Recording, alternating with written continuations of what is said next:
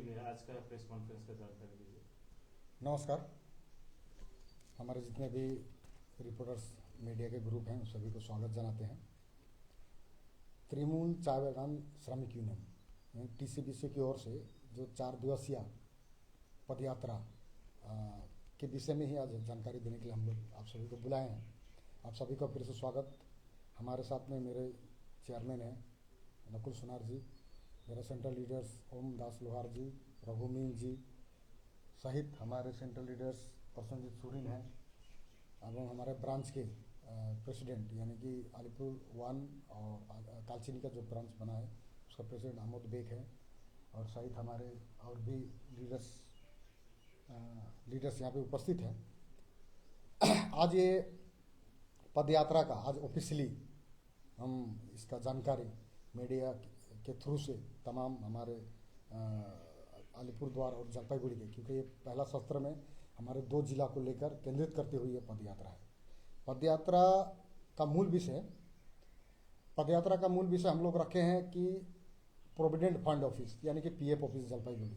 आप लोग जानते हैं इससे पहले भी हम लोग ने पदयात्रा के माध्यम से वहाँ डिपुटेशन और घेराव का प्रोग्राम किया था। ये क्यों, किस लिए, इसका भी कारण है।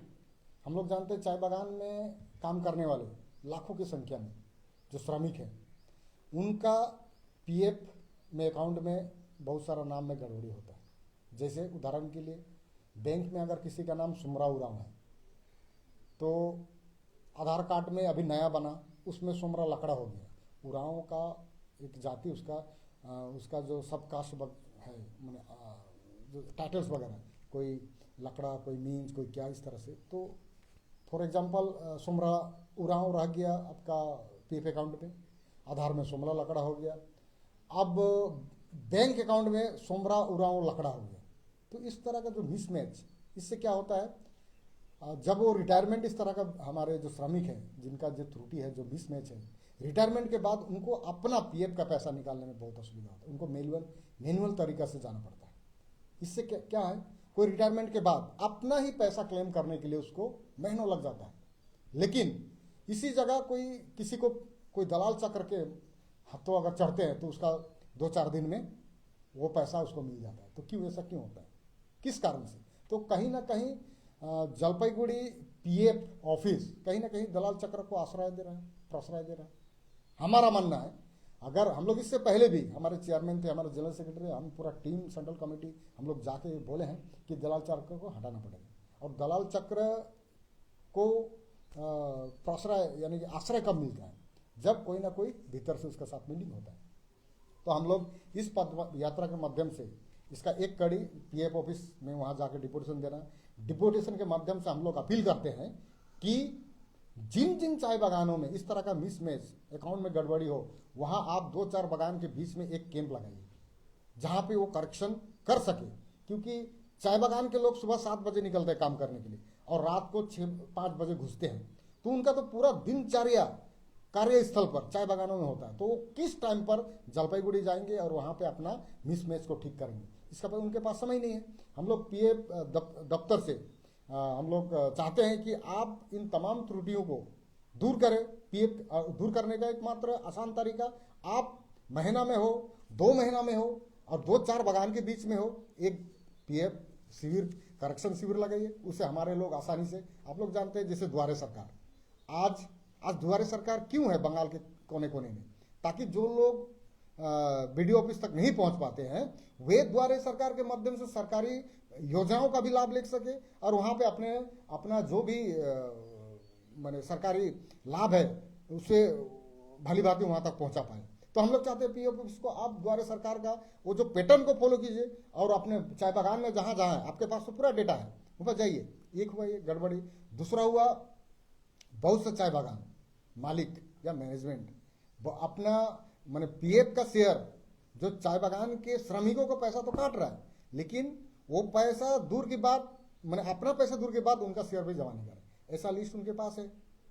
मैं एक तरफ पीएफ दफ्तर को भी थोड़ा धन्यवाद देना चाहता हूं। हम लोग का दो बार का प्रयास के कारण से कुछ हद तक 100 में 2% 3% उन्होंने ये काम अभी कदम उठाया है। कई चाय बागानों को नोटिस दिया है, कई चाय बागान का अरेस्ट वारंट है, कई चाय बागानों के मालिक के विरोध में एफआईआर भी हुआ है। लेकिन ये 2-4 करने से नहीं होगा। आप समग्र विषय को देखिए, जितना भी गार्डन है उन गार्डनों, प्रत्येक चाय बागान, आपके पास हर डेटा है, उस डेटा के माध्यम से देखिए कौन सा चाय बागान के मालिक जो ये जो पीएफ का पैसा टाइमली और दोनों बोथ शेयर जमा नहीं कर पाए, इस पर आप लीगल एक्शन लीजिए। अब उनको लीगल एक्शन के द्वारा उनका ताकि एक्शन लीजिए, ताकि श्रमिकों जो अपने 58 साल उम्र होने के बाद, वे रिटायरमेंट होने के बाद अपना पीएफ का पैसा सही तौर पर मिल सके। तीसरा, 58 वर्ष को हम लोग 60 वर्ष करना चाहते हैं। 58 साल में रिटायर होने के बाद 2 साल वेट करना पड़ता है उनको। ये जो छोटे छोटे मुद्दा है, ये मुद्दा जो बाकी लोगों को, विपक्ष को, इनको छोटे मुद्दे लगते हैं, लेकिन ये हमारे लिए, तृणमूल चाय बागान श्रमिक यूनियन के लिए, ऑल इंडिया तृणमूल कांग्रेस के लिए, जो चाय श्रमिकों के हितों के लिए काम करना चाहती है, उनके अधिकार के लिए खड़ा होना चाहती है, उनके लिए हम इसे प्रमुखता से रखते हैं। ये रहा। और हम लोग चाहते हैं, जैसे विभिन्न सरकारी योजनाएं हैं जो चाय श्रमिकों तक नहीं पहुंच पाता है या उनको जानकारी नहीं हो पाता है, नहीं तो हम लोग क्या करते हैं, कुमारग्राम से लेकर हमारा जो पदयात्रा है, ये 2 पड़ाव में हो रहा है एक साथ में। इसको थोड़ा ध्यान सुनिएगा। जलपाईगुड़ी, जो जलपाईगुड़ी अंतर्गत जितने भी चाय बागान है, उनका शुरुआत एलएनबाड़ी से 8 तारीख को सुबह 9 बजे होगा। और अलीपुर द्वार के अंतर्गत जितने चाय बागान है, उनका शुरुआत आपका कुमारग्राम के संकोच चाय बागान से होगा। यानी एक तरफ हम लोग दोनों, माने एक तरफ जलपाईगुड़ी और एक तरफ अलीपुर द्वार, दोनों एक साथ 8 तारीख को पदयात्रा वहां से आरंभ होगी, जो 8, 9, 10 तारीख को हम गैरकाटा में दोनों पहुंचेंगे। हम भी पहुंचेंगे। अलीपुर जिले के जितने भी पदयात्री और उनके साथ जो सहयोगी है, वो भी गैरकाटा पहुंचेंगे शाम को 6 बजे 10 तारीख को। उधर से एलएनबाड़ी से होते हुए, जलपाईगुड़ी का विभिन्न कोना होते हुए, वे जलपाईगुड़ी के पदयात्री भी 10 तारीख को शाम को 6 बजे हम गैरकाटा पहुंचेंगे। और अगले दिन दोपहर 3 बजे हमारा पीएफ ऑफिस में डिपुटेशन का कार्यक्रम है। इस दौरान हम विभिन्न कार्यक्रम रखे हैं। अभी मैं जो सरकारी योजनाएं मैं बोल रहा था, जैसे चाय बागान के लिए ममता दीदी का सरकार, यानी कि ऑल इंडिया तृणमूल की सरकार से पहले जितने भी सरकार आई यहाँ पे पश्चिम बंगाल में, चाय श्रमिक को बेस करते हुए ऐसा कोई प्रोग्राम या सरकारी कार्यक्रम नहीं रखा था। लेकिन आज हम चाय बागान के लिए विभिन्न चीज़ देख रहे हैं। अब जानते हैं कि चाय बागान एक नियम के तहत चलता है, जिसे हम लोग लेबर लॉज कहते हैं, जिसमें कई एक्ट हैं। Plantation labour act, payment of bonus act, payment of gratuity, maternity wages act, minimum wage act, factories act 1948, इस तरह का फेटल एक्सीडेंट एक्ट, इस कई तरह के एक्ट है। हर एक्ट के माध्यम से हम लोग एक चाय बागान का प्रत्येक जो ट्रेड यूनियन का लीडर होता है, उसको हम एक लीडर नहीं मानते, उसको हम लोग एक प्रकार का एडवोकेट के या वकील की तरह देखते हैं, जो एक्ट के आधार पर अपने मैनेजमेंट के साथ में फाइट करते हुए मजदूरों का अधिकार को दे। तो पहले क्या होता था, प्लांटेशन लेबर एक्ट को हम लोग बार बार बोले कि संशोधन होना चाहिए। प्लांटेशन लेबर एक्ट में क्या लिखा है कि आप जिस चाय बागान के कर्मी हैं, यानी कि उस चाय बागान का मैनेजमेंट या मालिक, समस्त चीजों का देखभाल, समस्त चीजों का वेलफेयर फैसिलिटी उस चाय बागान के मालिक या उस चाय बागान का मैनेजमेंट का दायित्व होता है श्रमिक के लिए। जैसे पानीय जल की सुविधा कौन देगा? चाय बागान के मालिक। घर मजदूरों को कौन देगा? चाय बागान के मालिक। विद्युत चाय बागान का मालिक। राशन चाय बागान के मालिक, माने एवरीथिंग चाय बागान का मालिक। ये था विगत बमफ्रंट के समय में, उससे कांग्रेस की सरकार। मेरा क्वेश्चन बार बार था, अगर आप सभी चीजों को चाय बागान के मालिक के ऊपर थोपेंगे तो सरकार को हम लोग वोट क्यों दे? चाय बागान का श्रमिक सरकार को वोट क्यों दे? अब हर चीज अगर आपको चाय बागान के मालिकों से लेना है, चाय बागान के मैनेजमेंट से लेना है, तो क्या? तो इस चीज को बमफ्रंट के शासनकाल तक सरकार नहीं समझी थी। लेकिन जब हमारे लीडर्स, हमारे ऑल इंडिया तृणमूल कांग्रेस की सरकार, हमारे माननीय मुख्यमंत्री की सरकार के पास हम लोग ने गए और वहाँ पे 2011 में के आने के बाद जब हम पहुँचे तो इस चीज़ों को भली भांति समझी। आज देखिए, राशन सरकार के द्वारा, पानीय जल सरकार के द्वारा, बिजली डायरेक्ट सरकारी है, सहित हमारा सबसे बड़ा मुद्दा है जो हॉस्पिटल, क्योंकि चाय बागान में हॉस्पिटल किस तरह काम करता है। आज हॉस्पिटल का मतलब क्या है? एक इमरजेंसी सर्विस, यानी कि आप बोलते हैं ना, मोबाइल में भी आप 10 नंबर लगाते हैं, लेकिन कहीं कहीं आप क्या क्या होता है, ये इमरजेंसी सर्विस के लिए ए नंबर एक नंबर होता है। मैं यह नंबर के बारे में नहीं बोल रहा हूँ, मैं बोल रहा हूँ कि हेल्थ या मेडिकल एक एसेंशियल चीज़ है जिसको विगत सरकारों ने अनदेखा किया था। आज सरकार प्रत्येक चाय बागान में हेल्थ सेंटर खोल रही है, 15 बेड का हॉस्पिटल खुल रही है। ये हमारे आप सामने देख रहे हैं मलंगी अंडर कंस्ट्रक्शन है। ये सब बहुत सा चाय बागान में हम सरकार का टारगेट है कि प्रत्येक चाय बागान में एक हेल्थ सेंटर हो, जिसमें चाहे बागान की परिस्थिति जो भी हो, लेकिन हमारा श्रमिक दुख के समय में, बीमारी के समय में सही इलाज पाए और उनका डिपेंडेंट भी इलाज पाए। असर हो रहा है। दूसरा, आए दिन देखते थे आप हमारे जो सामने वाला जो ब्लॉक है मदरी ब्लॉक, आपने सुना भी होगा, माँ अपने बच्चे को क्रेच में रखकर काम कर रही थी, बाग उठाकर उसे ले गया। कितना बड़ा दुख की बात है। ये चीज को विगत सरकार नहीं देखी थी, लेकिन हमारे सरकार ने इस पर जब हम लोग ने बात रखा तो आज क्रेच हाउस प्रत्येक क्षेत्र में बन रहा है। वो क्रेच हाउस, वो भी मॉडर्न तरीका का क्रेच हाउस, जिसमें बच्चे सुरक्षित रहे, एक बाउंड्री का भीतर रहे। वहां पे self help group 10 self help group के 10 लोगों को वहां पे कार्यरत करेगी। उनका देखभाल, दूध, पोषण सामग्री, बिस्कुट वगैरह सब। ये जो सरकार जो छोटे छोटे चीजों की चिंता अगर करती है तो एकमात्र हमारे ऑल इंडिया तृणमूल कांग्रेस की सरकार और हमारे माननीय मुख्यमंत्री के देखरेख में हो रही है। ये चीजों को हम लोग वहां तक पहुंचाएंगे और हम लोग चाहते हैं और भी कई जो प्रोग्राम है जो चाय बागान के लोग डायरेक्ट समझे।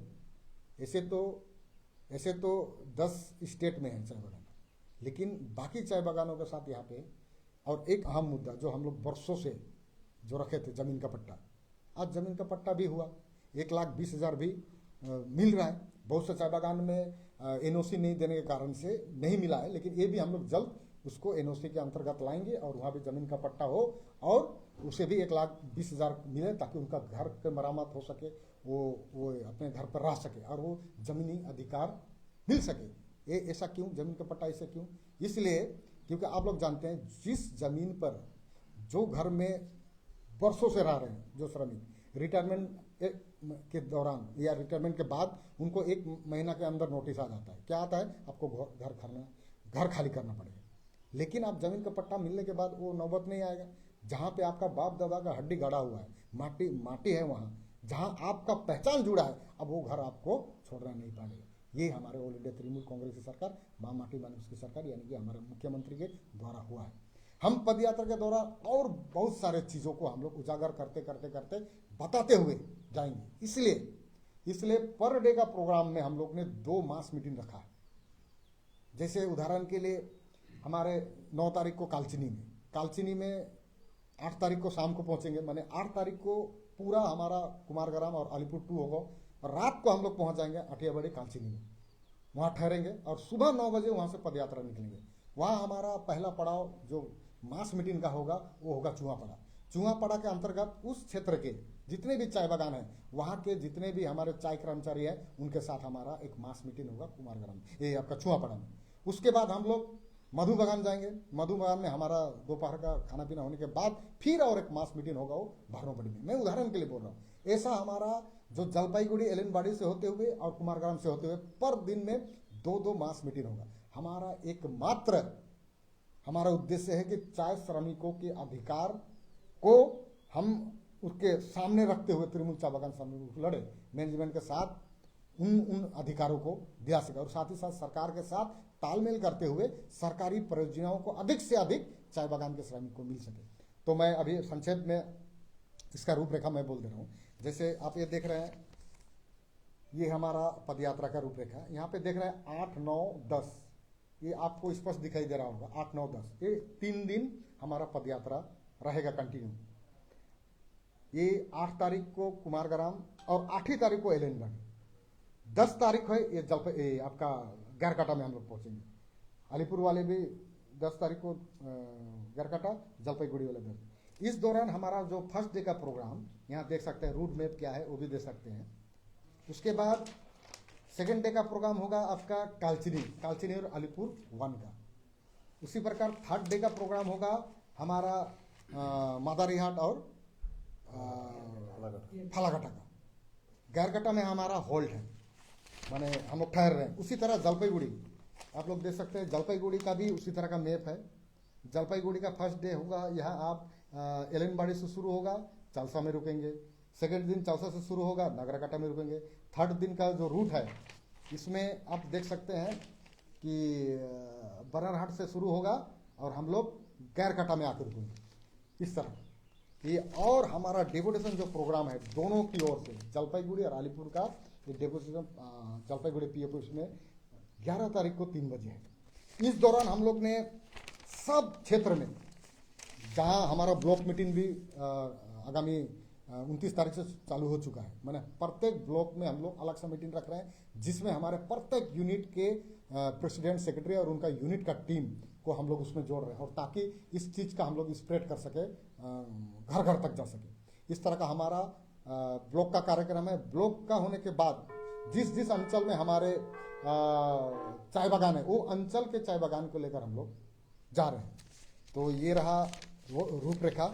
इस बार का हमारा कार्यक्रम सिर्फ पीएफ ऑफिस में डिपुटेशन ही नहीं, हमारा विभिन्न योजनाएं, सरकारी योजनाएं, राज्य सरकार के द्वारा चलाई गई योजनाएं चाय बागान के श्रमिकों तक पहुंचे, इसकी जानकारी का भी व्यवस्था हम इस पदयात्रा के माध्यम से कर रहे हैं। वीरेंद्र जी, चाय बागान के मुद्दों पर आपने प्रकाश तो डाला, परंतु देखा जाता है कि चाय बागान क्षेत्र में लोगों का लिविंग स्टैंडर्ड बहुत खराब है। आज के डेट में कितने चाय बागान के श्रमिक लोग हैं ऐसे जिनके घर में खाने के लिए मोहताज है। जैसे कि आप बोल रहे हैं कि पीएफ मोस्टली पड़ते हैं दलालों के चक्कर में। रीजन होता है कि उन लोगों के पास फाइनेंशियली वीकनेस होता है, तो निकालने का साधन नहीं होता, कहाँ जाके निकाले, तो किसी दलाल बोल देता आजा मैं निकाल देता हूँ। इस तरह से वो लोग दलाल के चक्कर में फंस जाते हैं और पैसे बहुत घुमाए। ऐसे भी बहुत सारे केसेस हुए हैं। तो क्या इन विषयों पर भी प्रकाश डाला जाएगा? उन लोग लिविंग स्टैंडर्ड में चेंजेस लाने के लिए, सुधार लाने के लिए कुछ ऐसा प्रयास भी किया जाएगा? देखिए, आपका क्वेश्चन सही है। देखिए, लिविंग स्टैंडर्ड जिसको मेंटेन करने के लिए कई तरह का है। जैसे कि हम लोग एक चीज़ को आपको शायद फिर से मैं उसको बोल रहा हूँ कि पढ़े लिखे नहीं है, उनके पास फिनेंशियल कैपेसिटी नहीं है, तो कैसे निकालें? नहीं, ये पढ़े लिखे और उनका पास फिनेंशियल स्थिति बड़ा प्रॉब्लम नहीं, बड़ा प्रॉब्लम है उसको सही जानकारी कोई नहीं देता है। आज जानकारी के अभाव में एक दलाल उसका फायदा उठा रहा है। अगर उनका पैसा, हक का पैसा उसको मिले तो कहीं ना कहीं वो परिस्थिति चेंज होगी। आज अगर आपका रिटायरमेंट में आपका पीएफ अगर 4 लाख है, अब दलाल को अगर 2 लाख रुपया आपसे ले जाएंगे तो आपका काड़ी कमाई का तो आधा हिस्सा चला जाएगा। तो वो व्यक्ति माने इस तरह का एक चिंता यानी कि डिप्रेशन में चला जाता है। उसका जो मूल इनकम वो खत्म होता है। और लिविंग स्टैंडर्ड के लिए बहुत सारे सरकारी परियोजनाएं भी आ रही है। हम लोग चाहते हैं कि चाय बागान के जो भी हमारे, क्योंकि चाय बागान में तो प्रत्येक में घरों में हस्बैंड वाइफ बच्चे लोग रहते हैं, तो हम लोग चाहते हैं कि एक व्यक्ति चाय बागान में काम करे तो दूसरा व्यक्ति का भी वैकल्पिक कुछ ना कुछ हो। इसके लिए भी हम लोग सोच रहे हैं। इसलिए आप लोग ने शायद देखा होगा, ये हम लोग शायद किसी ने किया था आज तक आज़ादी के बाद, कौन सा BMSSY, बिना मूल्य सामाजिक सुरक्षा योजना। ये सिर्फ टाउन एरिया में चलता था। हम लोग ने सरकार को कहा था कि चाय बागान में सिर्फ चाय श्रमिक नहीं रहते हैं, उसके साथ नॉन वर्कर भी रहते हैं। चाय बागान में एक व्यक्ति, एक घर में एक आदमी अगर श्रमिक है तो 4 से 5 आदमी उसका डिपेंडेंट है जो नॉन वर्कर की तरह रहता है। तो आज चाय श्रमिक उनको तो ग्रेजुएटी, पीएफ, एक्सीडेंटल बेनिफिट, हैंडन सब कुछ मिलता है, लेकिन नॉन वर्कर जिसको जो बीघा के रूप में काम करे, कैजुअल लेबर के रूप में करे, उनके लिए सोशल सिक्योरिटी क्या है? तो आज BMSSY के तहत एक योजना है जिसमें 18 से 58 साल तक आप उसमें रजिस्ट्रेशन करा सकते हैं। वो उसके तहत आपको क्या मिलेगा? आपको पीएफ का फैसिलिटी मिलेगा। अगर भगवान ना करे आकस्मिक कुछ भी दुर्घटनाएं होती हैं, सामान्य इसमें मृत्यु पर उनको भी कुछ 2 लाख रुपया मिलेगा एक्सीडेंट में। ऐसा तो पहले तो नहीं था। पेंशन की सुविधा है, ये कई तरह की सुविधा ये राज्य सरकार कर रही है। जो एकमात्र पूरा 10 राज्य है जहाँ चाय बागान है, उसमें से एकमात्र ये पश्चिम बंगाल में हो रही है। देखा जाता है कि बहुत सारे बागान जो बंद हो जाते हैं, फिर खुल जाते हैं, फिर बंद हो जाते हैं, फिर खुल जाते हैं। इस दौरान में क्या हो जाता है कि श्रमिक का टाइम वेस्ट हो जाता है आंदोलन में या जबी में, वो लोग प्रॉपर्ली कमा भी नहीं पाते। इस तरह से लोग का लिविंग स्टैंडर्ड में भी इफेक्ट पड़ता है। और जो इस सिस्टम में क्या होता है कि उन लोग का जो भुगतान मिलता है, जो वेजेस मिलता है, वो भी उन लोगों को लेना मुश्किल हो जाता है। जैसे कि उदाहरण तौर में आज के डेट में तुलसा बगान के लोग भी कुछ दिनों पहले ही खोला था, वो लोग कह रहे हैं कि आज के डेट में वेजेस नहीं मिल रहा है समय समय पर, तो ये सब बहुत सारे समस्या उभर के आते हैं।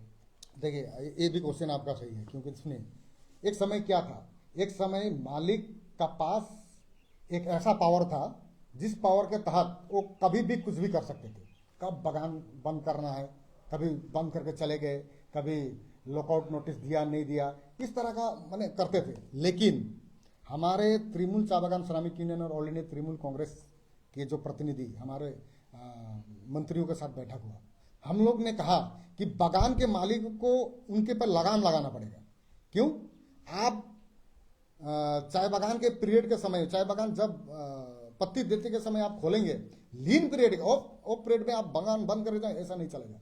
अब एक ऐसा कानून लगाइए जो बागान सिर्फ लीन पीरियड होता है 3 महीना का, सिर्फ 3 महीना के लिए अगर बंद करके चला जाए तो वहां पे आप उसका प्रॉपर्टी को सरकार जब्त करे और कोई नया मालिक को दे, ताकि उन लोगों पर जो लीज पाने के बाद सिर्फ प्रॉफिट के लिए चाय बागान पर आते हैं और श्रमिकों को भूखा मारने की कोशिश करते हैं, श्रमिकों के भविष्य से खेलते हैं, इसके लिए एसओपी आया है।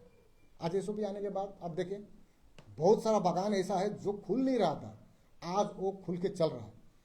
और बागान तो सरकार नहीं चलाती है ना, बागान तो कोई प्राइवेट व्यक्ति चलाता है। वो सरकार के पास जाता है, सरकार के पास अपने दलील रखता है, उसके बाद सरकार उसे इसीलिए उसको सौंपती है ताकि वे चाहे बागान के श्रमिकों को रोजगार दे सके, बागान सही तौर पर चल सके। अगर इस तरह का अभी तो क्या है, कोई बागान अगर खुला, अगर वेज वगैरह टाइम पर नहीं हुआ, ऐसा अगर कंटिन्यू 3 महीना होता है तो वो मालिक का भविष्य सुरक्षित नहीं है, मजदूर का नहीं, मालिक का भविष्य सुरक्षित नहीं। आप अगर करोड़ों डालते हैं, फिर डालने के बाद अगर इस तरह का कोई भी बहानाबाजी करके अगर श्रमिकों के अधिकार और उसके भविष्य से खिलवाड़ करते हैं तो आप उस चाय बागान से आपको सरकार बेदखल कर सकती है। ये एसओपी है। तो एसओपी आने के बाद मालिकों के ऊपर एक शिकंजा लगा हुआ है और आने वाला दिन में ये एकमात्र जो हुआ है, एकमात्र चाय बागान श्रमिकों के हित को ध्यान में रखते हुए। धन्यवाद। ये आपका पहले देखा गया कि 5 डिसिमिल जमीन जो है जमीन का बात किया गया, उसके बाद 30% जमीन जो है वो टी टूरिज्म के नाम से अलॉट किया करने का एक सिद्धांत हुआ था। फिर उसको लेके एक गवर्नमेंट नोटिफिकेशन जारी किया, फिर भी विरोधी जो संगठन है वो लोग आवाज़ उठा रहे हैं, अभी भी आंदोलन कर रहे हैं कि 30% जो जमीन है वो नहीं दिया जाए। ये क्यों कर रहे हैं?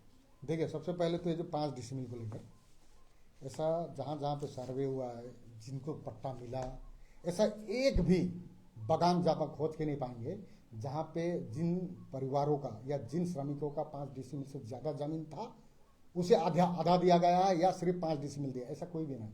जहाँ पे बहुत से उदाहरण देंगे कालसिनी की तरफ, ऐसा भी व्यक्ति है जो एक श्रमिक है, सिर्फ एक श्रमिक, और उनका 15 डिसिमिल तक जमीन है, उनके घर के 3 लोगों को मिला है। आप 5 डिसिमिल करके जो विभ्रांत करने का जो चेष्टा विरोधी के द्वारा हो रहा है, ये बहुत ही दुखजनक है। दुखजनक इसलिए है, आप जमीन का पट्टा का विरोध करते हैं कि सरकार आपसे छल कर रही है, लेकिन दूसरे तरफ आप देखेंगे तो वही व्यक्ति जो विरोध कर रहा है सामने आके जमीन का पट्टा ले रहा है। इसका जीता जागता उदाहरण आपका जलपाईगुड़ी का कई बागान है जो सामने नाम याद नहीं, जहाँ पे हम लोग पदयात्रा के दौरान पहुंचे थे रात को, तो ऐसा कई बागान है। और जो रहा 30 डिसिमिल, ये 18/3/2025 18 मार्च 2025 को स्पष्ट सरकार के द्वारा एक एक नोटिफिकेशन आया है, उसमें लिखा गया है कि 30% का जो मुद्दा है अब उस तरह का कोई मुद्दा नहीं रहा है, उसको सरकार वापस लिया है। और साथ ही साथ में उसमें कहा गया है सिर्फ प्रति जमीन पर जहाँ पे किसी प्रकार का खेती या कुछ भी नहीं होता वहाँ पे इस तरह का व्यवस्था होगा, ताकि आज चाय बागान खुला होने के बावजूद भी हमारे लोग केरल, हमारे लोग दिल्ली, हमारे लोग कहीं कहीं जा रहे हैं। क्यों जा रहे हैं? आप एक घर में तो 4 श्रमिक तो एक है, लेकिन 3-4 उनका जो बेटा लड़का लड़की जो ब्यासक हो चुके हैं, जिसको रोजगार की तलाश है, जिसको आसपास में रोजगार नहीं मिल रहा है, वो लोग रोजगार की तलाश में किसी को केरला जाना पड़ रहा है, किसी को। मैं विरोधियों से सिर्फ एक क्वेश्चन करना चाहूंगा, आप चलती बागान में जो चल रहा है जो बागान, उसमें क्या लोग बाहर नहीं जा रहे हैं? अगर बाहर जा रहे हैं तो जिम्मेवारी आपका, नैतिक जिम्मेवारी आपका नहीं बनता है, उसको रोजगार का सृष्टि आप आसपास क्यों नहीं कर रहे हैं? बगान चल रहा है, लेकिन किसके लिए चल रहा है? सिर्फ वो श्रमिक जो एंगेज है, जिनका नाम बगान में काम कर रहे हैं, लेकिन बाकी जो उनका घर में जो एडल्ट हो चुके हैं, वयस्क हो चुके हैं, बड़े हो चुके हैं, जिनको भी अपना परिवार चलाने के लिए, उसके लिए तो कुछ ना कुछ तो विकल्प चाहिए। इसलिए कोई ऐसा प्रति जमीन जहां पे इस तरह का है, अगर हमारे यहाँ के इंटरेस्टेड है, जहाँ पे हमारे आदिवासी नेपाली भाइयों को रोजगार मिल सकता है, इस पर सरकार अगर सोचती है तो इसमें विरोधिता क्या है? आप चाहते हैं सिर्फ चाय बागान चले और हमारे बाकी जिसका चाय बागान में काम नहीं है वो बाहर जाए। इस तरह का राजनीति करना बहुत ही दुखजनक है। मैं चाहता हूं कि आने वाले दिन में सब कोई पॉजिटिव होकर राजनीति करे, हमारे लोगों का भविष्य सुरक्षित हो, हमारे लोग हमारे क्षेत्र में रहे। इस तरह का भी एक परिकल्पना लाइए। आपका भी केंद्र में सरकार है, अब बड़े बड़े प्रोजेक्ट आइए, स्किल डेवलपमेंट का इंस्टीट्यूट खोलिए। लोगों का जो छोटा छोटा स्किल है, किसी को कपड़ा सिले में, किसी को चेयर टेबल बनाने में, किसी को गार्डनिंग करने में, किसी को उनका स्किल डेवलप करके उनको रोजगार का साधन बनाइए, उनको लोन का मुहैया करें यार, यहाँ पे बिजनेस कर सके। इसका व्यवस्था नहीं करके आप सिर्फ पीछे पड़े हैं उस पर, ये दुखजनक है। क्यों ना हम तराई डुवर्स का विकास एक साथ मिलकर करें, सभी राजनीतिक दल मिलके। आपका भी थिंक पॉजिटिव हो, हमारा भी हो, हम तो निरंतर कम कर रहे हैं। यही जानकारी के लिए लोग विभ्रांत ना हो, सरकार की परियोजना को भली भांति समझे। इस चीजों को लेकर भी हम लोग इस पत्र के माध्यम से हम लोग एक मैसेज देना चाहते हैं। चेयरमैन साहब, आप क्या? नहीं कुछ 2-4 बात। नहीं हो गया, अरे हो गया। उत्तर बंगाल है ना, हो गया। नहीं